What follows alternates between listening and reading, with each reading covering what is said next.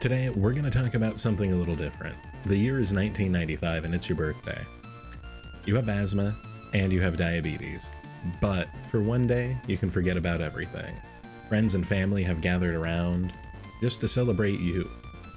They all brought you presents and you spy 4 games on the table that are roughly the size of Super Nintendo cartridges. Your favorite system. What could they be? Could it be Castlevania Dracula X? No, not that one. Mom said that was too violent. Vampires are too scary. Could it be Donkey Kong Country 2 like you had asked for? What about Super Mario World 2? Why don't we unwrap one? It's Captain Novolin? Why does he have the same name as my insulin? Captain Novolin is a 2D side-scroller and has some of the worst music I have ever heard. Just listen to this.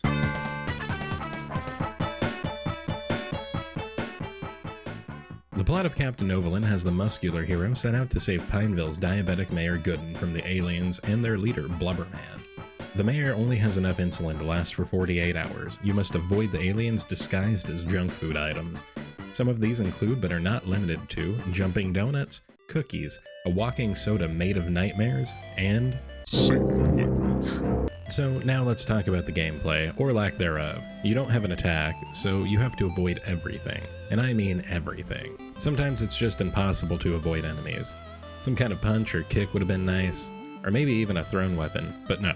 Occasionally, you have to answer insulin-based questions throughout the game, and I don't honestly know if they do anything for you other than like teach you, the player. If you get the wrong foods, you can actually die because your blood glucose level is too high, just like in real life. I'm not playing this because I want to be reminded of real life. I want escapism. Isn't that what video games are all about? As if Captain Novolin wasn't bad enough, get ready for yet another diabetes game on the Super Nintendo. I'm talking about Packy and Marlin.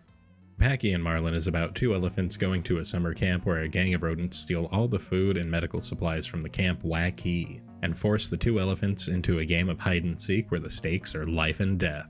But unlike Captain Novolin, you actually get an attack. Sometimes it's shooting peanuts, sometimes you spray water, and sometimes you spray your diabetic blood all over your enemies for maximum carnage. This is where I run out of good things to say about Packy and Marlin. The platforming is, believe it or not, worse than Captain Novolin. And you do get this sort of glide move, but it's not really all that useful. The overworld map just reminds me of a better game. I don't know what, but it just somehow reminds me of something else. Can't quite put my finger on it, though. Okay, now there's this underwater level. It's one thing to rip off Super Mario World, but now it looks like they're just trying to rip off Donkey Kong and doing a half-assed job of it. If I opened either of these games on any occasion, I don't think I'd be excited. You know the drill. Wow, underwear, how did you know? Wait, there's still 2 more games on the table.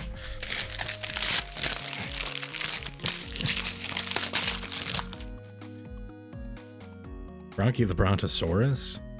What the f? Bronchi the Brontosaurus is similar to Packy and Marlin, so I won't spend too much time on this one.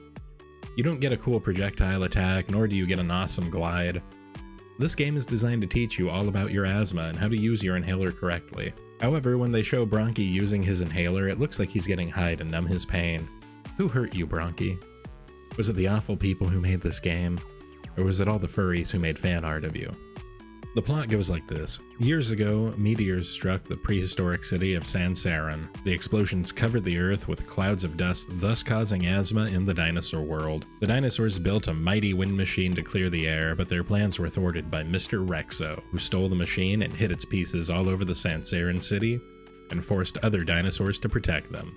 The 2 friends, Bronchi and Trachy, with the help of their sidekicks, Sam and Kyla, must find the missing machine pieces before the dust returns to save the planet. You have to avoid things like dust, tar, cigarette smoke, and fuzzy pets.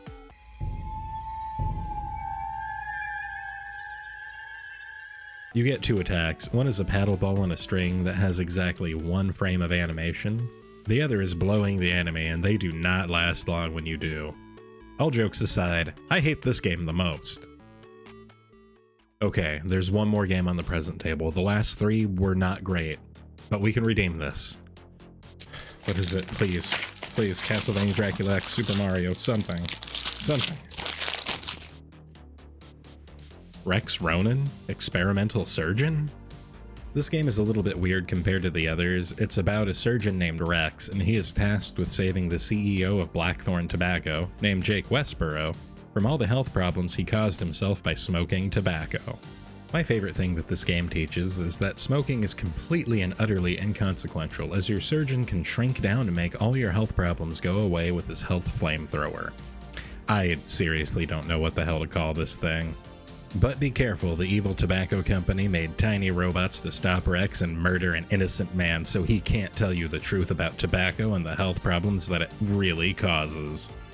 You start off in the mouth with some nasty, crusty brown teeth, and then move on to the nasty, crusty brown lungs with a Space Harrier type transition. Once you're in the lungs, you use your health thrower to reverse the health problems that were previously thought irreversible. If Rex dies, then the CEO of Blackthorn Tobacco dies with him, and the tobacco companies win.